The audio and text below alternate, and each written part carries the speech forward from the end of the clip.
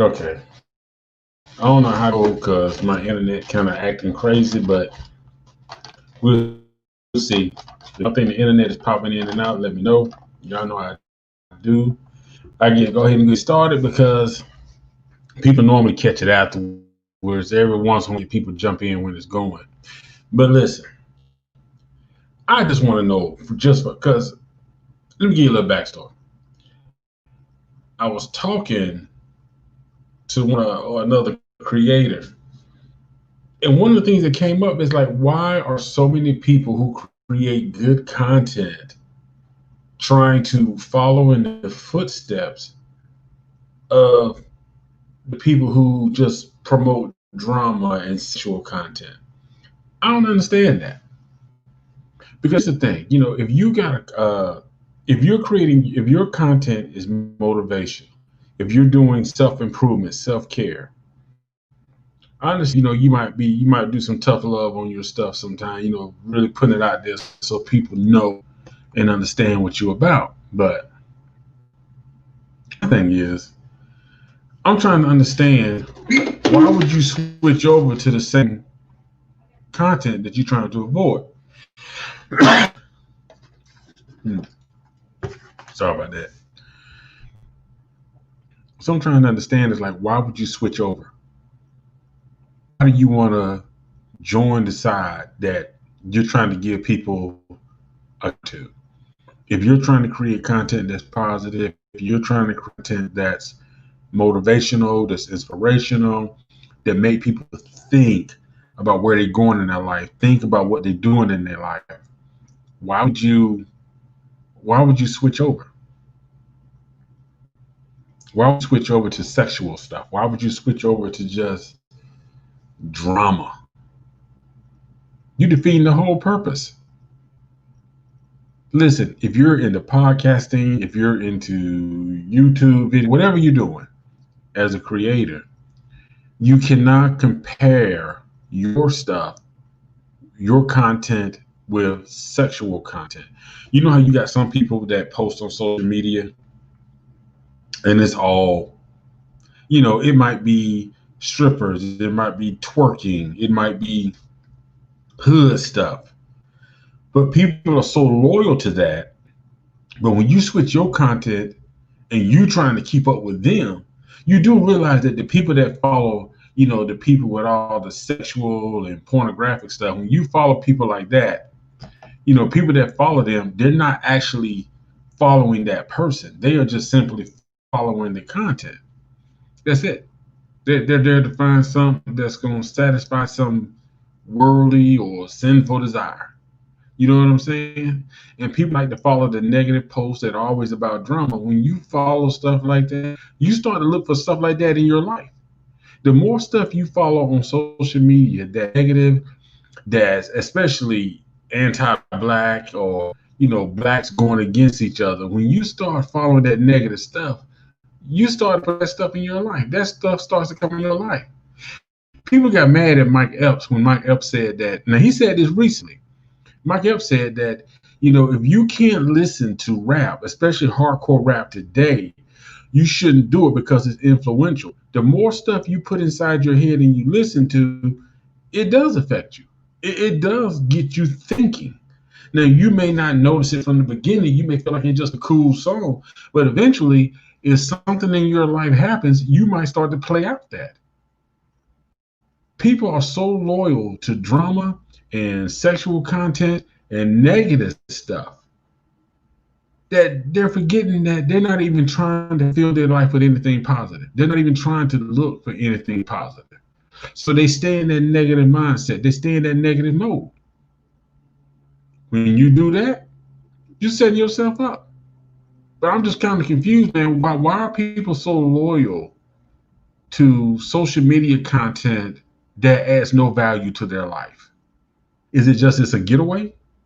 Is that what it is? It's like, okay, if I go ahead and watch these twerking videos, or if I subscribe to these twerking videos, or if I subscribe to this, fight video, watching people fight and beat each other up, is that like a mental getaway?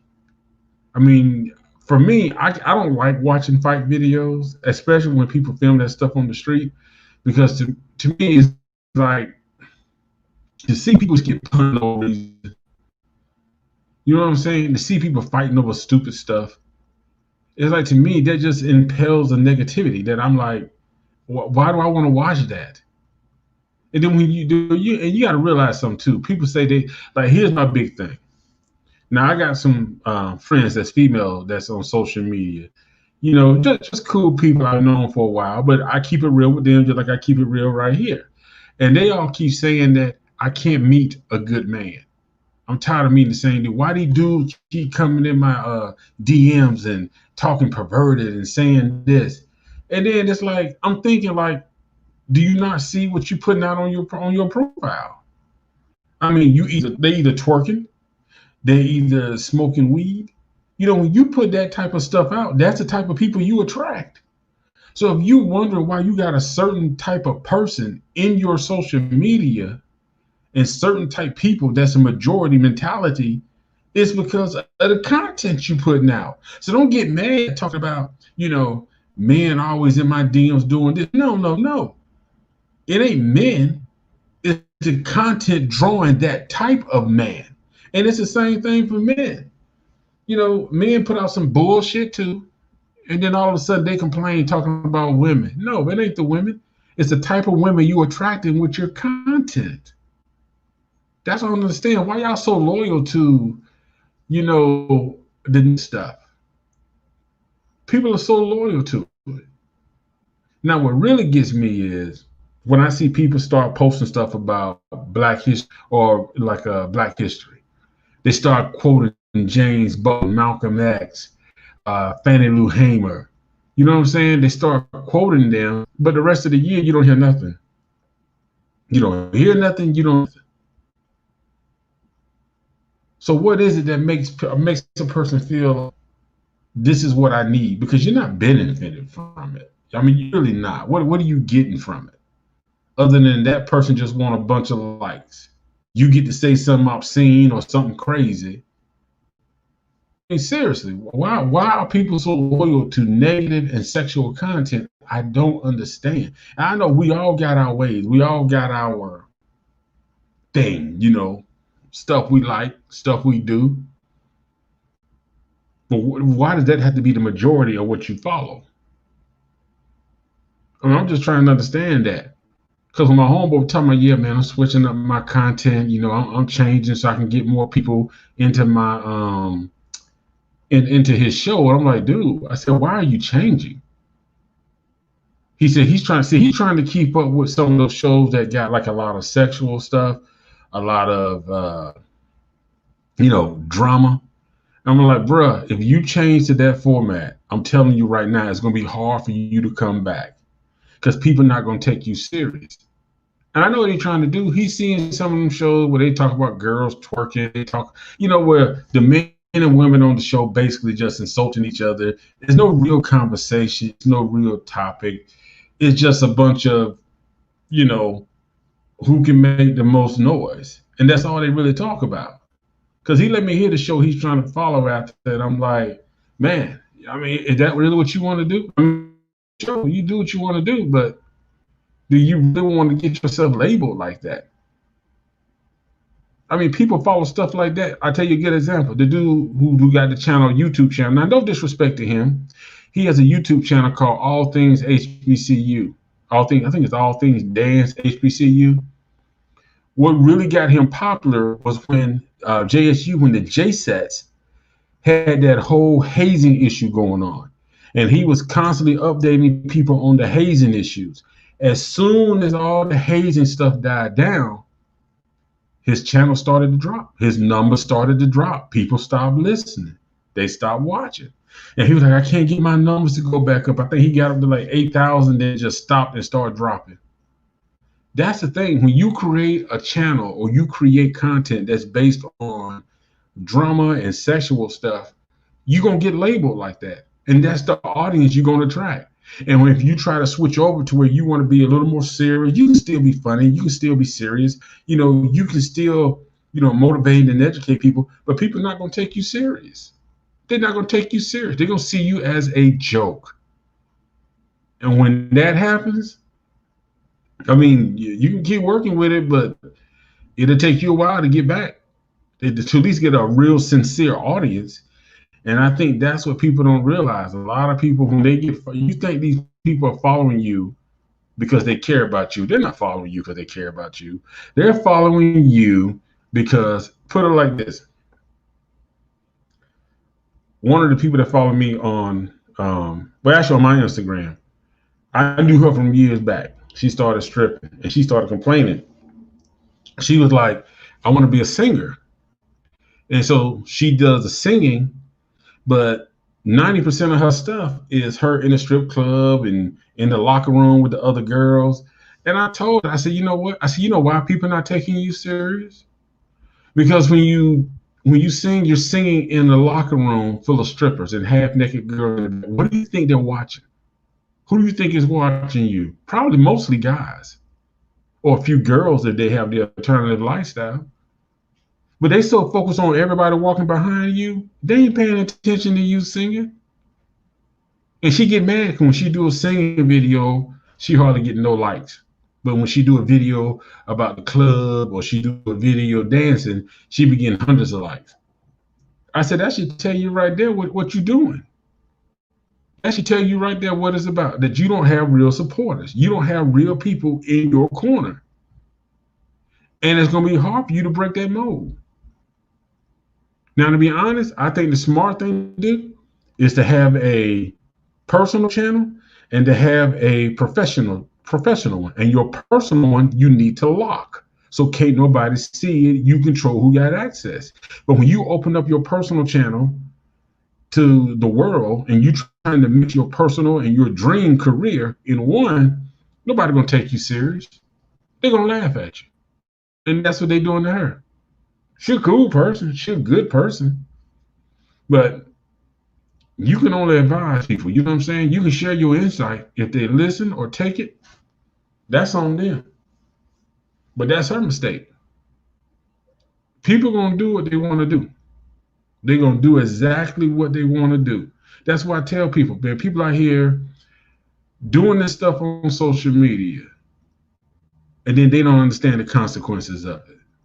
They don't understand that people, you know, it will get me is people don't realize when you follow people on social media, that's who social media considers your genre. That's who they see like, oh, you're following this person, so that's who you want. You're following that person, so that's what you like. So you know what they do? Twitter, Facebook, they start sending more people like that to your box. So if you're trying to start a business, but you out here, you know, doing all the drugs and like how everybody posting weed now. You following all these crazy people, you're gonna get crazy suggestions. But if you're out here trying to handle your business and doing it the right way, you'll end up getting people that's about their business. But that's what it is.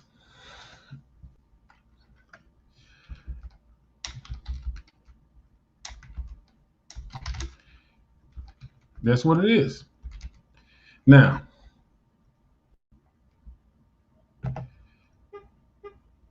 let's get into this next one real quick because this right here. Okay, so LL Cool J made a comment about Kanye West because Kanye West don't want some Grammys. But Kanye West decided that he was going to take one of his Grammys, put them in the toilet, and pee on it. And LL Cool J said he should have peed inside of his Jeezys. So it makes you wonder, why did LL Cool J say that song? Not that song. Why did he make that comment? Why did he come up to speak out on Kanye about the Grammys? So then after doing a little research, then after listening to a little bit, come to find out that LL Cool J has been hosting the Grammys for the past couple years. So people not taking LL serious with it. It's like, really? Of all the things Kanye West said that's crazy, you want to step up when it comes to the Grammys because they sort of made you the semi-official host, and I mean, I don't understand that. It's like of all the things you could have said, of all the things you could have used your voice and your platform for. I mean, LL's an icon. He's an icon. LL is an icon in the hip hop industry. But yet you want to speak up about a Grammy inside the toilet and somebody peeing on it? Man, don't nobody even watch the Grammys no more. Listen, at one time the Grammys used to be the thing. It used to be the thing. Everybody used to like to see the celebrities get together. Then everybody used to see the stage performances. But now the Grammys is garbage. The performances are garbage. Half of the artists out now are garbage. So for LL Cool J to come out and speak out against that, Kanye West peeing on the Grammys, I mean, who really cares? I mean, they was his Grammys. He won. Do what you want to do with them. They're his. They're his. I mean, but the fact that that's the one thing that LL Cool J found to speak out against. And don't get me wrong, I like LL Cool J. I've always liked his music. But LL Cool J has been he's very silent. You know what I'm saying? He's never been one to really put it like this. LL Cool J is not going to jeopardize his money. He ain't going to jeopardize his money. LL ain't going to jeopardize his money. He ain't. But that's most celebrities now. Most celebrities are not going to jeopardize their money. They're not. They're not going to jeopardize their money. And that's what LL Cool J doing. He stuck up. LL Cool J used his voice about Kanye West peeing on those Grammys because he's trying to make sure that the Grammys don't forget him. And they remember when we do another show, LL Cool J, he stuck us when Kanye West peed on that Grammy. Cut that man a check. I mean, you got to call it what it is. All these celebrities like that. All of them. They all like that. They all about their money. That's the bottom line. They'll only say so much until somebody mention their money, then they all back down and go into a corner. All of them do. Nick Cannon said all that stuff on his show. I ain't no Nick Cannon fan at all. But he said all that stuff on the show. As soon as they hit him in the pocket, whoa, whoa, whoa, whoa, whoa. Hey, I'm sorry. I didn't mean to say that. I didn't mean to say that. That's not what I was saying. Nick Cannon backed into a corner like a little punk. All these celebrities do it. And like I said, you know, LL Cool J, when he spoke, like he recently made that comment about Kanye West. Kanye West always do something crazy. So what?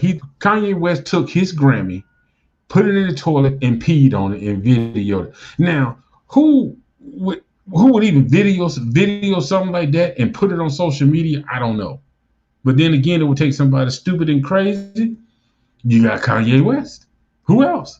But my thing is, LL Cool J, for you to use that as the one time to lend your voice to, out of everything going on in this world, LL Cool J want to speak up about a man peeing on his Grammy.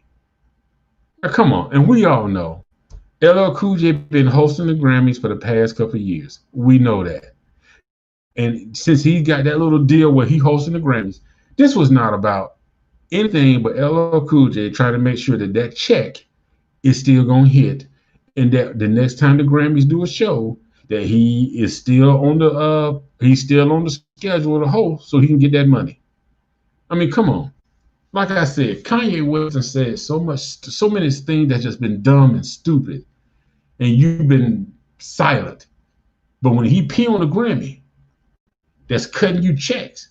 Now LL Cool J want to speak up. And like I said, I ain't got no hate for LL. I've always been an LL Cool J fan. But I'm going to tell the truth what the truth is. LL Cool J is very silent on a lot of stuff, a lot of causes. He's very silent. He don't speak up. He really don't. But like I said, that's most black celebrities. Most of the black celebrities are not going to speak up. And if they do speak up, as soon as they start to point towards their pocket, they sit down. They sit down and they shut their mouth. And they'll send out a vague tweet, maybe. A really vague tweet. And people try to say listen, LeBron the same way. LeBron the same way. He'll tweet something out, but he ain't finna get out there and walk you. Now he'll tweet something. He ain't no organize something in the community, but he'll tweet something. So that's what they do. They tweet. They hide behind their tweets. And the tweets are really so vague that they don't say too much. It's just some simple, this violence has to stop. This world needs change. They're not going to call nobody out by name. They're not going to actually address it by name, like this person, this individual, because they don't want to lose their money. And that's a sad thing. I mean, we had a debate about that, because we talk about the black community a lot. We do. We talk about things going on in the black community. And, it's tough because here was the conversation. We were talking about, because somebody asked us that, well, when we talk about history, black people, this is the person said, well, black pretend like they can't talk about anything past 80s, before the 80s. And I was like, okay, and considering that this person was white, I'm okay, you're being ignorant, but let's have an education moment and not you get slapped moment. And I tried to explain to them. I said, listen, I said, when it comes to the black community, especially African Americans, when you look at Indians, when you look at Asians, when you look at people from other countries, they're able to actually, even white in America, they can sit back and actually talk about where their great-great-grandfather did, what the great-great-great-great-grandfather built. You're going back 70 to 100 to 200 years in your family history. Most African Americans can only go back maybe 50 years, 60 years, and everything is lost. It's all lost. So it's hard for us to talk about something where you're sitting here talking about your great-grandfather did this, or your great-great-great-grandfather did this and bought this land, and then your family did this. What you want us to say?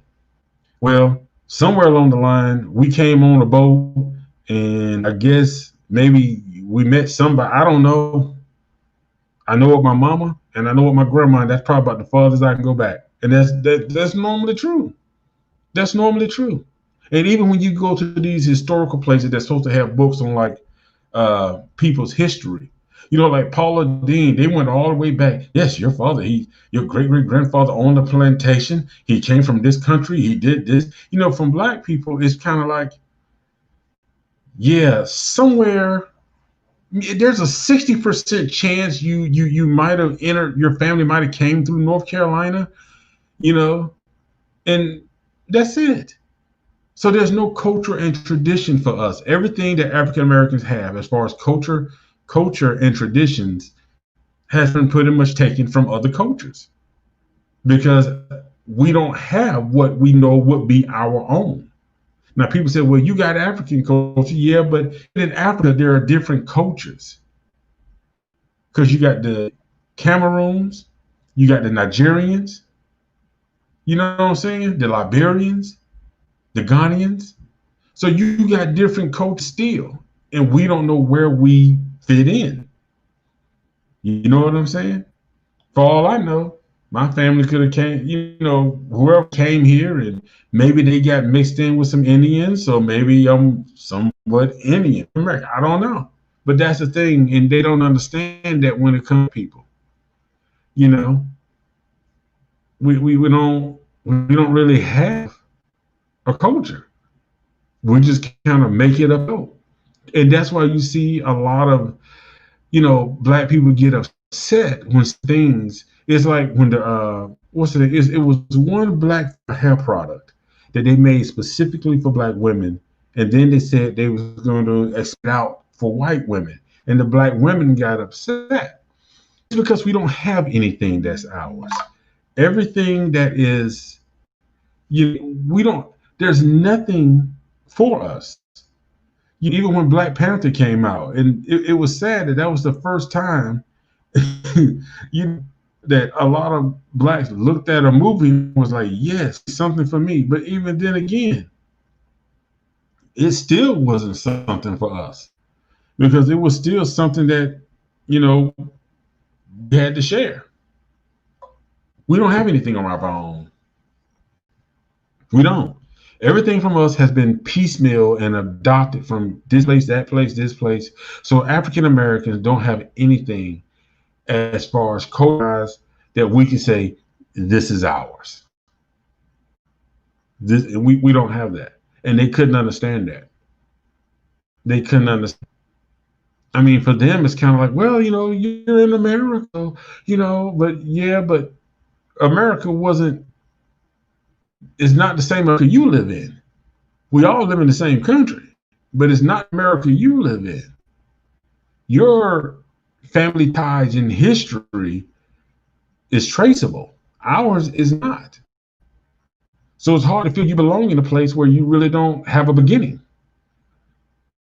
So that's why I say, when it comes to all of this stuff that's going on, and especially with these black celebrities, I really can't rock with them like that because a lot of them are just fake. I mean, they say what they say, but and some of them probably do stuff in secret.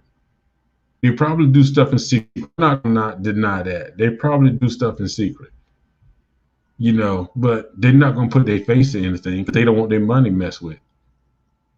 And here's another issue I got. We are labeling everybody a hero. Everybody black that dies is a hero. The only person that we've had that's passed away that lived their life as close as possible to heroic acts is Chadwick Boseman. Kobe Bryant was not.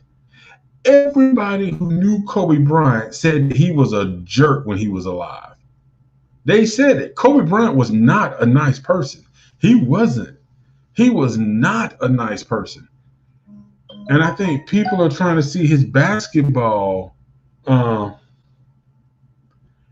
trying to, put his basketball, which he was great. He was a great basketball player. I'm not knocking that. But people was trying to put his basketball skills as a heroic in a heroic status. And you can't do that. I just don't understand that. He played basketball. Say it. He was a great basketball player, but he wasn't a hero. Nipsey Hussle, a good person. He wasn't a hero. Too many people are getting labeled as a hero. And I think for the black community, and as a black man, I can say this. I think it's because we're not shown anything as heroes. We don't have those people that's in that platform like that, that's out there working like that. The days of James Baldwin, Malcolm X, Martin Luther King, we don't have people like that. And I think we never will again. We never will again. The Muhammad Ali's, the James Baldwins, the Malcolm X, we will never have them again. Never. Who's it? Shahzad Ali, a woman like her, we will never have speakers of people like that again. We won't. Because for them, it wasn't money. Now, they made some money, but they weren't rich. They weren't rich like the athletes and people we got today. But they spoke out. They used their platforms. Now, Muhammad Ali was rich, but Muhammad Ali, he didn't care where he was on his platform. He spoke about the problems in the black community. He spoke about it. He spoke intelligently. And this was a man who didn't graduate from high school. Had more knowledge and insight of the black community than these celebrities that we got now who graduated from college. Most of them just use the black community as a platform to sell their products. That's it. I'm just telling the truth. I'm telling the truth. Most of them they don't care. They don't care. Like Puff Daddy and Nick Cannon talking about they're going to tell Joe Biden that he got to pick a black woman or he gonna lose the black vote. Really? I'm trying to figure out when did Puff Daddy them talk to me? Because I didn't know my vote was based on what they said. I never said that to them. They ain't never come talk to me. Puff Daddy, Nick Cannon them never came and sat and talked with me. And I damn sure wouldn't approve Kamala Harris. That was the biggest mistake Joe Biden made. That tell me right there that man ain't in his right mind. But see, that's the thing. As the black community right now, we'll accept anything, anything, and we'll push it because we're so desperate to find our place, and we don't want them to give us a place. We just want them to let us have our place and don't take it. For us, it ain't hate. It's about being able to exist in our own. We don't have to be separate in a separate state, separate our own city. Let us live. James Baldwin said it best. We just want to be left alone. I think I need to do a live about and just do a review of like one of James Baldwin's things. Because that man spoke some knowledge. He spoke some knowledge that's even true today. But it's sad though. It's sad. Black families destroyed. Don't talk to each other. Don't trust each other. I mean, it's sad. It's sad. It's sad, but that is. I mean, what can you do? But like I say, I first started this out, I was talking about the whole negative thing, how negative it is. How we follow the negative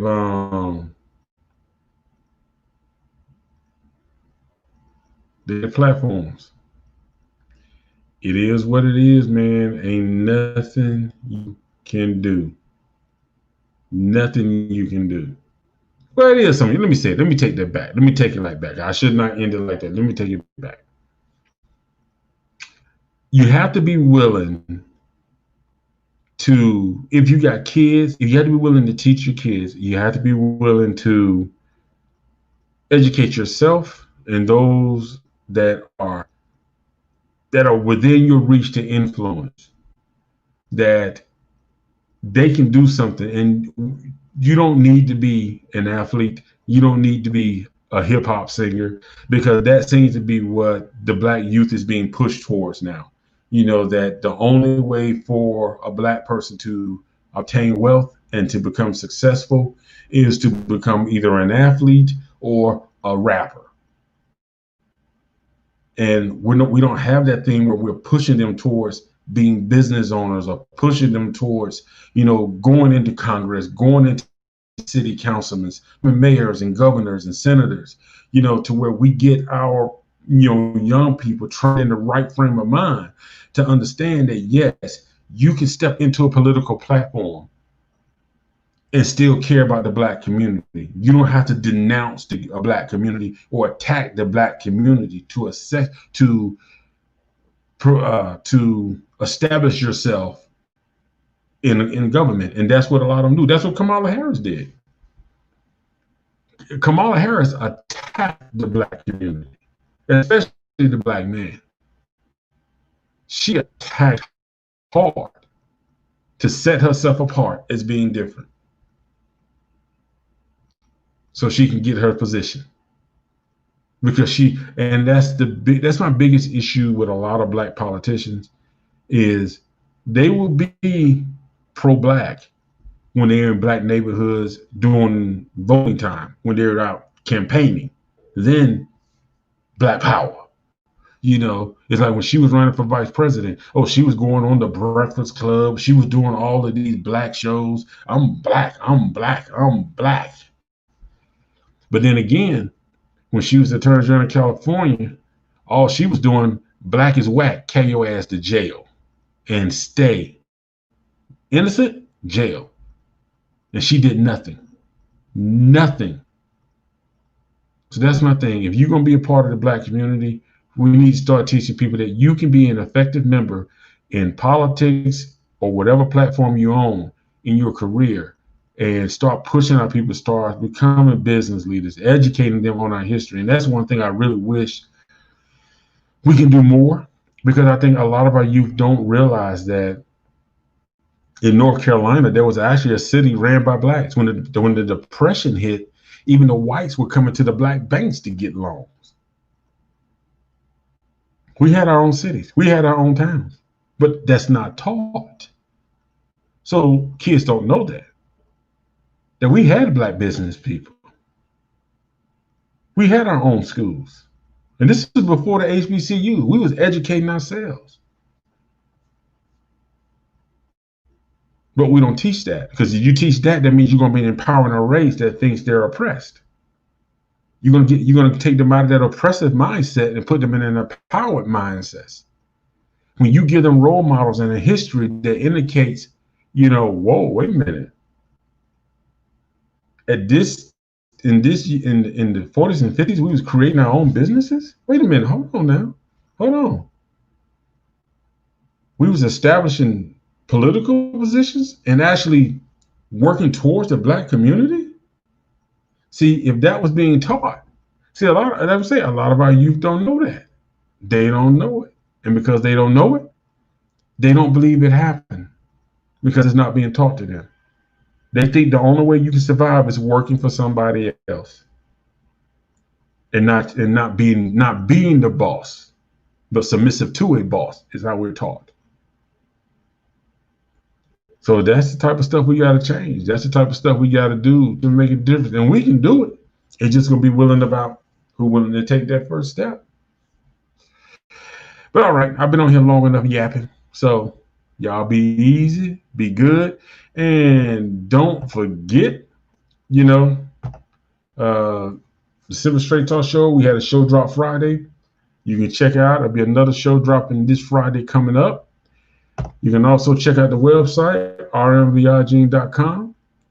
And, for future discussions, what I'm going to start doing is just, once I start getting enough people in, or people want to come in, start doing platforms where I can have up to, I think, 6 or 9 people on here. And we can have like a community discussion on any topic, anything people want to talk about. So, yeah. So if you're interested, hit me up, leave a message, and we will definitely put all